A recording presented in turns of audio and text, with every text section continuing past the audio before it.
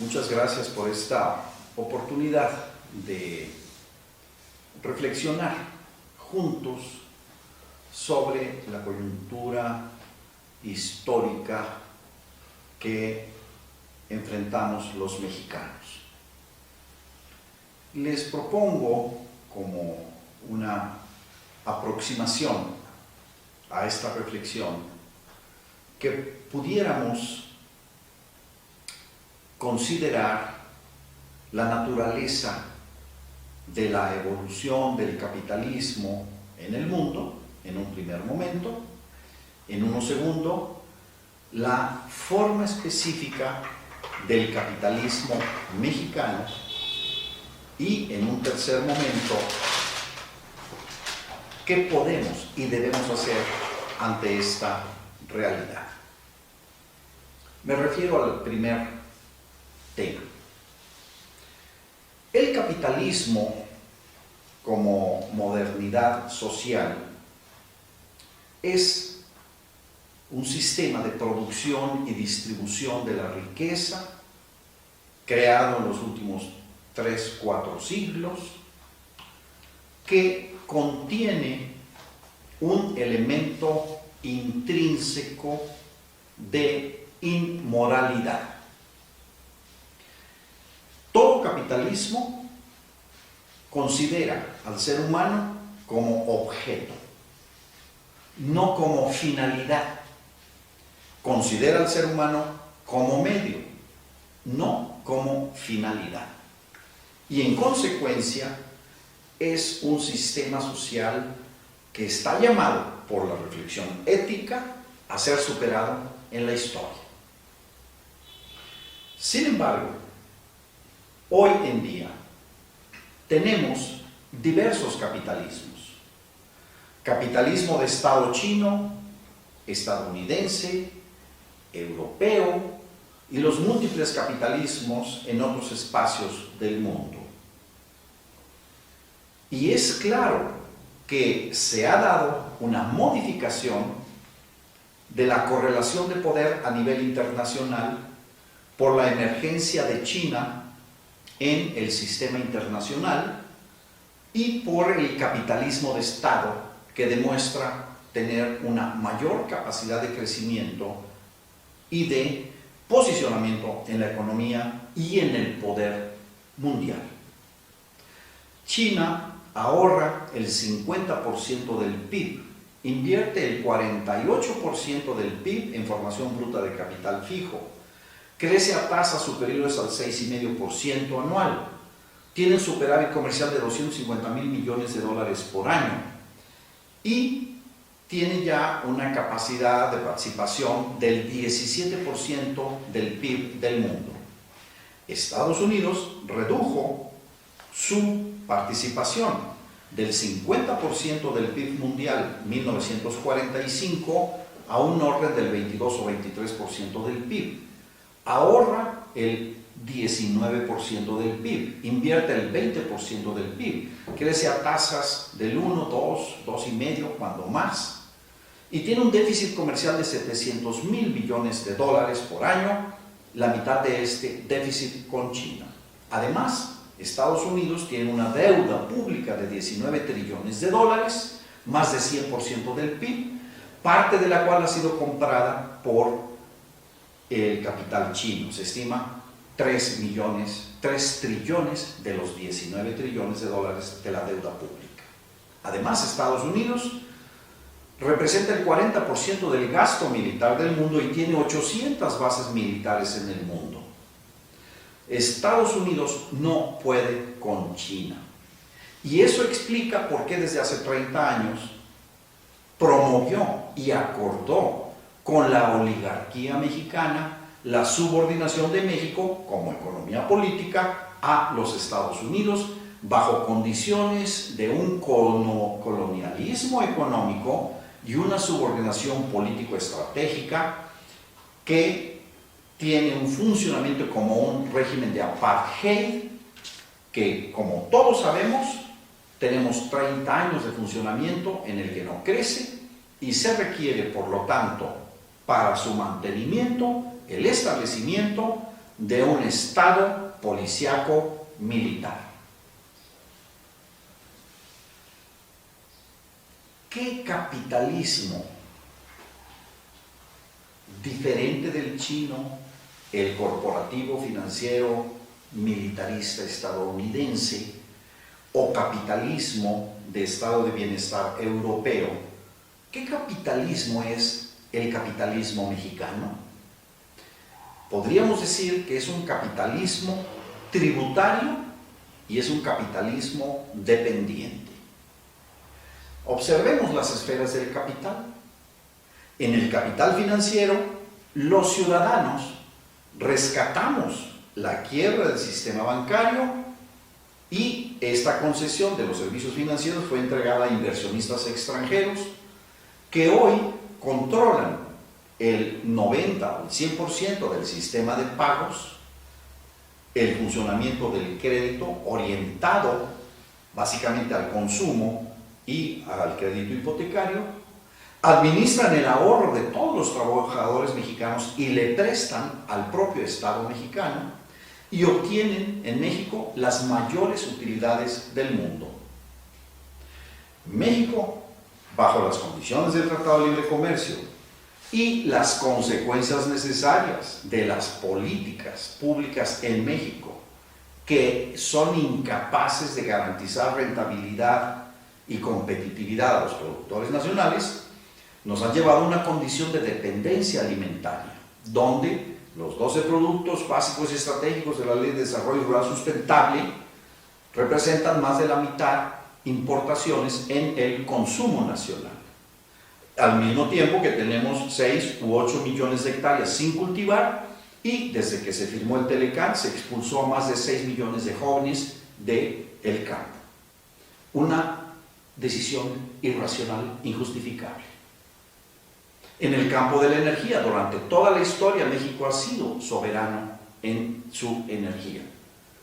Como una traición a los mexicanos, se modificó el régimen de propiedad y la Constitución de 1917 para entregar la propiedad, la renta y las utilidades, tanto de la explotación de los hidrocarburos como de la generación, transmisión y distribución de electricidad a bancos y empresas extranjeras, mediante una conjura que no fue pacto, contra México y a favor de empresas y de bancos extranjeros. Como resultado, México pasó de una condición de independencia a una condición de dependencia energética. Por primera vez en toda su historia, el año 2015, la balanza comercial petrolera en México fue negativa. Durante los últimos 40 años, la balanza petrolera fue positiva y con ese superávit comercial petrolero se compensó, no totalmente, pero de manera importante, el déficit de la balanza no petrolera. Esto cambió el año 2015, donde el déficit de la balanza comercial petrolera se suma al déficit de la balanza comercial no petrolera. Necesitamos hoy 35,000 millones de dólares para importar bienes que podemos y debemos producir en México, como gas, gasolina, diésel y petroquímica. Y esto tiene efectos macroeconómicos, en la medida que la renta petrolera aportó entre el 30 y el 50% de cada peso del gasto público federal.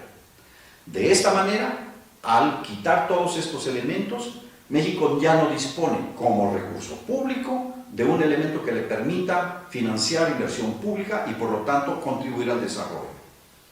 Y así podríamos ir en el campo de las telecomunicaciones, donde la modificación a la Constitución en esta materia permite la inversión 100% extranjera en telecomunicaciones, teléfono, 50% radio y televisión, que en los hechos significa mayoría de capital extranjero. Es decir, las inversiones extranjeras controlan el sistema de información de la sociedad del conocimiento. ¿Qué democracia es posible tener bajo esas condiciones? Ninguna. Y así podríamos decir que en esta articulación México pone como condiciones de su comillas competitividad salarios de 80 pesos diarios en la medida en que el salario de mínimo por hora en California son $15 por hora. Esta economía política ha demostrado su inviabilidad. Tenemos 30 años en que no crece el producto per cápita que se concentra la propiedad de una forma obscena e irracional y que está conduciendo a una inviabilidad inminente del proceso macroeconómico del país. Esta es la coyuntura histórica en la que estamos en este momento. Los mexicanos tenemos en esta coyuntura histórica dos opciones. La primera, continuar con este proyecto de subordinación neocolonial con un claro contenido racista de apartheid por parte de Estados Unidos hacia los mexicanos, con una garantizada inviabilidad de crecimiento y equilibrio macroeconómico, de supresión de las capacidades nacionales de inversión, desarrollo de tecnología, industrialización, valor agregado, utilización de los recursos naturales de manera sustentable y racional, e imposibilidad de generar los empleos formales con salarios y altos contenidos de calidad de vida y seguridad social, que eso está garantizado porque tenemos más de 3 décadas en las que se ha demostrado que esta economía política está al servicio de las corporaciones globales y en particular del poder corporativo, político y militar estadounidense. Es el escenario en el cual estamos y es la inercia que pretende continuarse mediante la coalición de grupos políticos que, aunque aparecen diferenciados en términos partidarios, coinciden en lo sustancial en mantener esta irracionalidad y esta injusticia histórica. O bien, tenemos también, por la vía de la participación, la superación de la mentalidad y la ideología colonial, la superación de todos los mitos y fantasmas y nubes de humo en las que con las falsas ideas de competencia, libre mercado, competitividad, se ha subordinado a México a intereses corporativos globales y a los oligopolios y oligarquías nacionales que participan de ese proyecto extranjero y de poder global. Y para eso es indispensable entonces, en primer lugar, un gran debate de ideas, un gran debate de historia económica, un gran debate filosófico. ¿Cuál es la forma en la que seres humanos debemos de vivir? No gobernados por ese afán de lucro y ese afán de consumo que ha conducido a todas estas enormes irracionalidades y múltiples violencias que sufre la población del mundo en este momento. Entonces es indispensable una gran discusión filosófica, ético-política e histórica. México debe, en primer lugar, restablecer como condición de su posibilidad de ser libre, soberano e independiente en el siglo XXI un proyecto propio frente a este funcionamiento del capitalismo informacional global y de las hegemonías y poderes, en particular el poder estadounidense, que de manera clara se ha venido estableciendo, afincando y operando en nuestra sociedad. Y en este sentido es muy importante que las organizaciones sociales, los movimientos sociales, reconozcan que es el poder nacional frente a estos poderes corporativos globales y su poder tecnológico de mercados financiero e industrial que tenemos que actuar.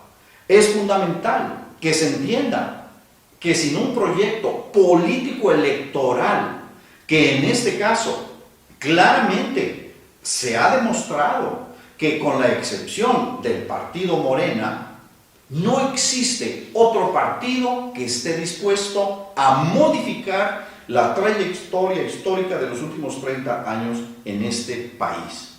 Y por lo tanto, se deben establecer principios y criterios para una relación política, ética, entre los movimientos sociales que deben de impulsar un nuevo proyecto histórico en donde estos movimientos deben de mantener su autonomía, su capacidad de pensamiento propio, su capacidad de argumentación, su capacidad de establecer compromisos, su deber de formar crítica y éticamente a todos sus participantes.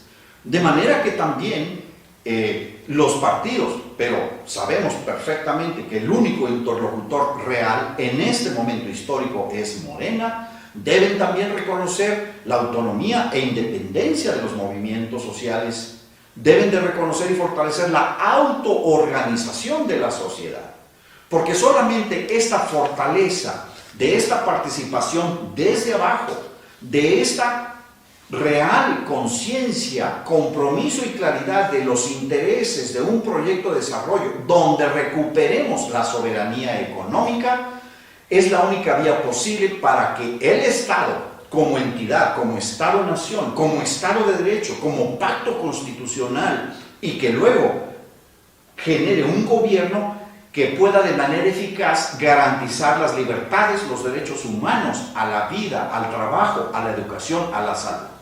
Sin una recuperación de la soberanía económica en todas sus dimensiones, financiera, alimentaria, energética, industrial, es imposible que podamos generar estas condiciones de libertad. México tiene como finalidad histórica promover la justicia. La única finalidad de la historia humana es la justicia. Y en eso tenemos que trabajar. ¿Y el doctor? Bueno, yo insistiría en la necesidad de perspectiva histórica. Es imposible que haya una recuperación del proyecto histórico sin una cabal comprensión de cuál es la actual estructura de poder, que explique por qué los partidos no representan y que también explique, una vez que la sociedad tenga conciencia y se autoorganice, cómo se va a manifestar política y electoralmente. Es algo que se tiene que resolver.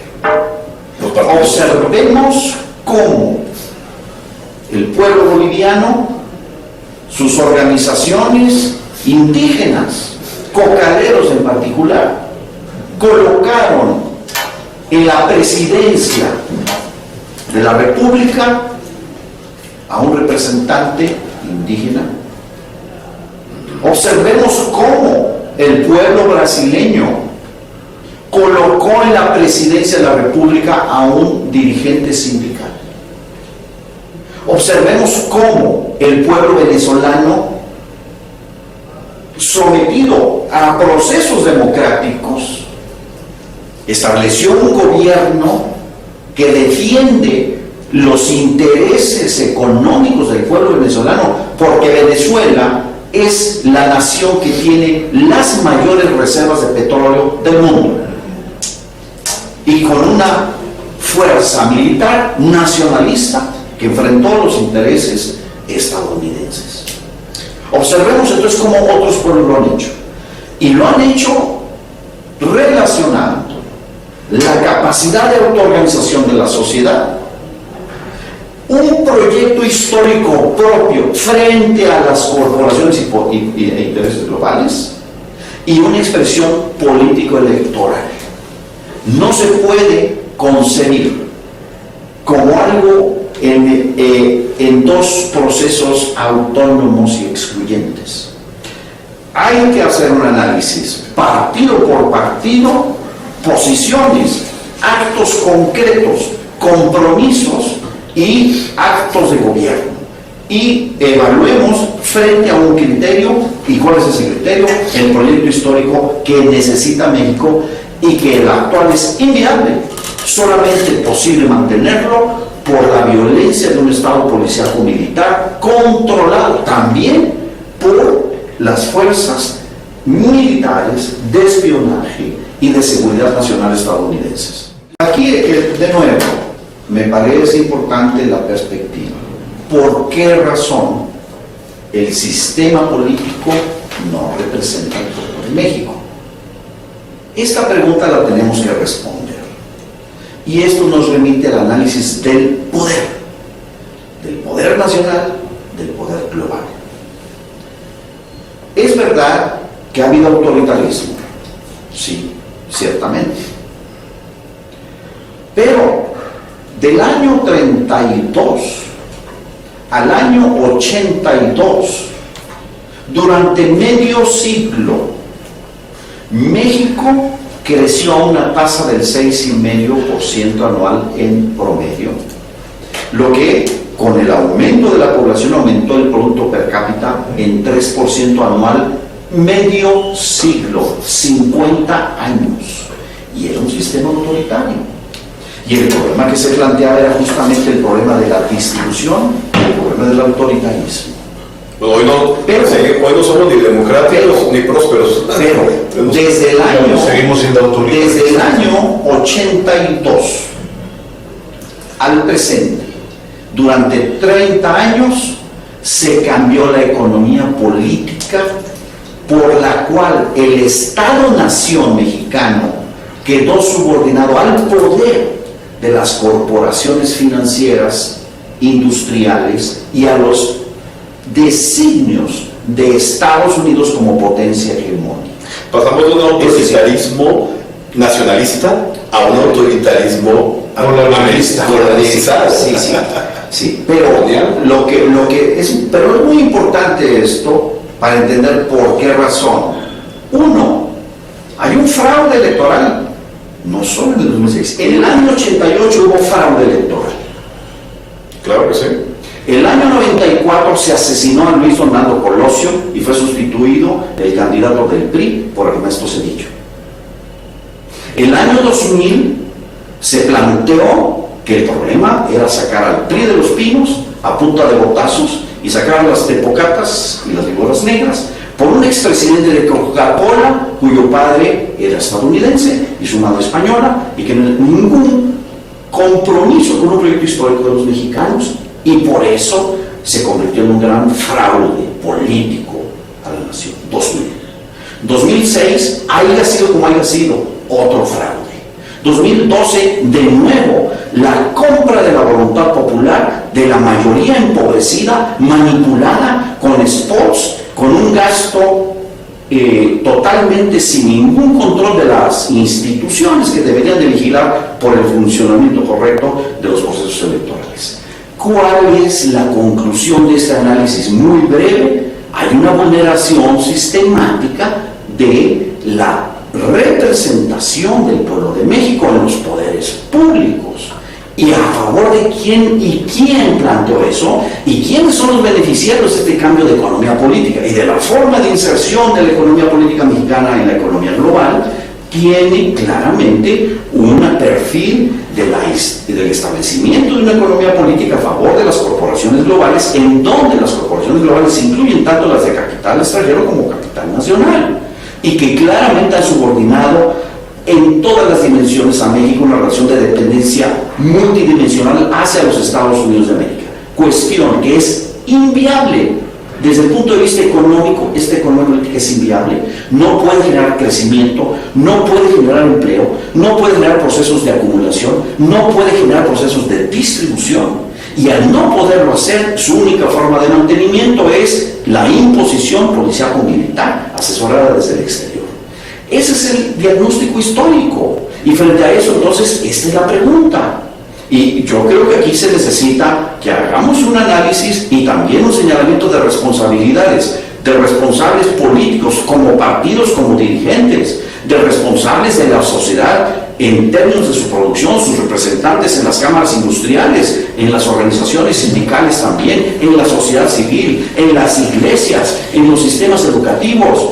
Todos tenemos que tomar una clara responsabilidad y conciencia ética ante esto que es inviable. Si el sistema actual es todavía viable. Esa era exactamente. Era analizando la pregunta. Esa era. Yo ya participé y desde luego negando completamente el sistema partidista no funciona en México, que es la vía, la ruta, la aduana, como dice el doctor, del INE para llegar al poder. No, yo creo que eso es una pregunta abierta. Yo creo que es una pregunta abierta en este sentido. Porque si no es a través del sistema de partidos políticos y de elecciones, entonces tenemos que definir con claridad cuál es la vía de acceso y de transformación del poder. Totalmente. Entonces coincide. ¿Cuál es esa? Coincide Si no es, en ese sí, momento no es una vía que nos pueda... Coincido en que durante los últimos 30 años las formas específicas con las que se ha constituido la representación del pueblo de México en los poderes públicos no nos representa. Representan intereses particulares, corporativos y globales y extranjeros. En eso creo que es el primer diagnóstico histórico que pudiéramos plantear. Segunda cuestión.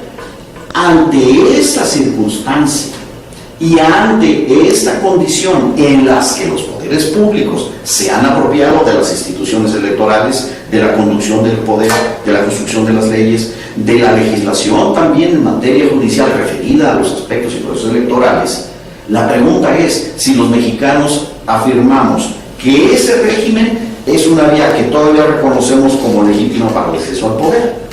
Si nosotros decimos que sí, entonces tendríamos que ver con qué partido es posible, si es que, o sea, si la afirmación de que sí es posible, quiere decir que hay algún partido, o lo construimos, o participamos, o se expresan en alguno. Si se concluye que no, entonces hay que plantear cuál es la otra vía. Si no es esa, ¿cuál es?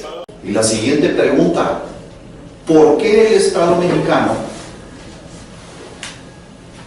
es incapaz de garantizar los derechos humanos? ¿Y qué relación hay entre esta incapacidad y la pérdida del proyecto histórico de desarrollo de la economía política a favor de los mexicanos?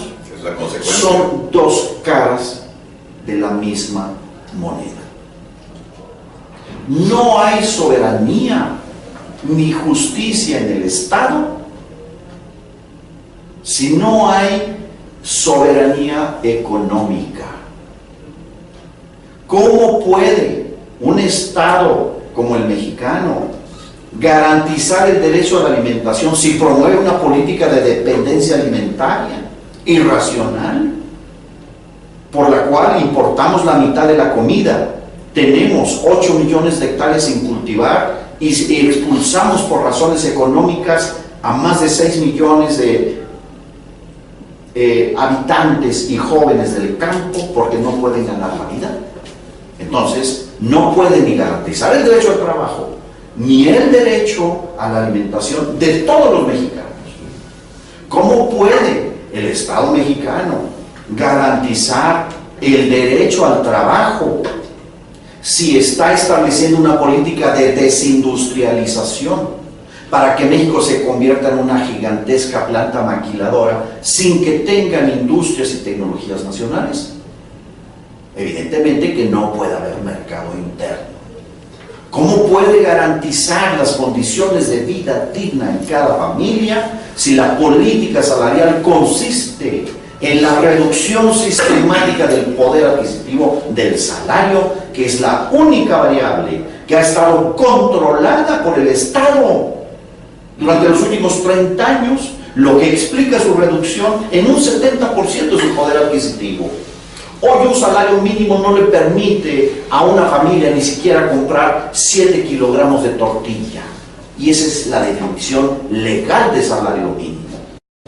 De manera que los derechos humanos están directamente vulnerados porque el Estado mexicano ha subordinado toda la economía política a el beneficio y la acumulación de las inversiones y las corporaciones y los bancos extranjeros y globales. No se puede entender esta problemática de la deshumanización brutal y la violencia multidimensional a las que está sometida la sociedad mexicana sin su relación con la pérdida de proyecto económico y de economía política y de autodeterminación en el sistema financiero, en el sistema bancario, en el sistema alimentario, en el sistema industrial, en el sistema para la producción industrial de medicinas y de la seguridad.